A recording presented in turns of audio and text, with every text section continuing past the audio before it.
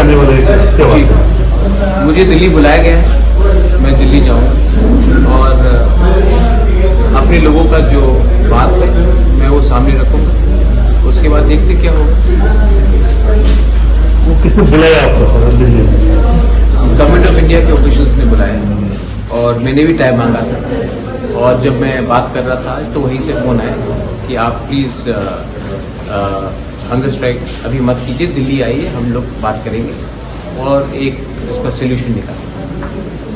अभी क्या बंद हो गया, चले गए स्ट्राइक की या नहीं? हम सेलिब्रेट नहीं कर रहे हैं जब तक राइटिंग में कुछ नहीं मिलेगा। हम लोग जो गलती किसी और ने किया था इससे पहले वो गलती हम लोग नहीं करेंगे।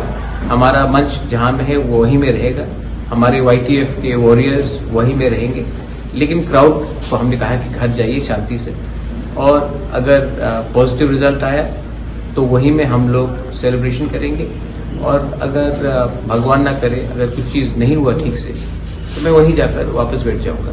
लेकिन ये मेरा एक कमिटमेंट है कि जब तक हम लोग राइटिंग में गवर्नमेंट ऑफ इंडिया से हमारी कॉन्स्टिट्यूशनल सोल्यूशन का कोई सोल्यूशन नहीं मिलता, हम अपने लोगों को धोखा नहीं दे सकते। सेकेंड चीज़ है, आप लोग नॉन तिपरासा मीडिया से हैं, मैं आपको एक बात बोलना चाहता हूँ कि हम लोग खिलाफ नहीं है कि जो भी बांग्लादेश से आए हैं, क्योंकि हम लोग अप्रिशिएट कर सकते हैं कि वहाँ में क्या अत्याचार हुआ और कोई किसी को बाहर फेंकने के बारे में बात नहीं कर रहे।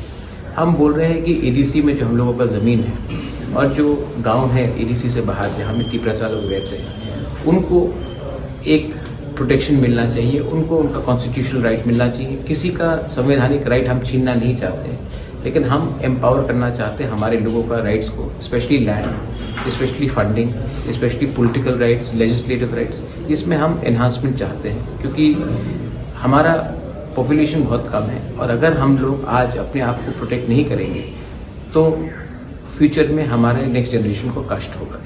इसके लिए I appeal to all of you all कि जो मिस इन्फॉर्मेशन फैलाया जाता है वो आप उसको हटाइए, क्योंकि हम लोग वो पार्टी नहीं है जिसने अभी तक वायलेंस में कभी इंडल्ज किया है और मैं कभी भी त्रिपुरा में वायलेंस नहीं देखना चाहता।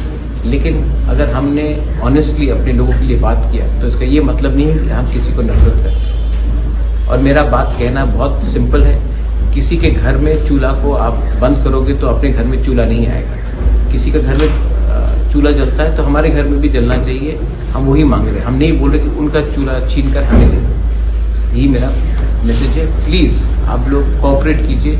अगर आज तिपरासा उठेगा तो पूरा त्रिपुरा भी उठेगा।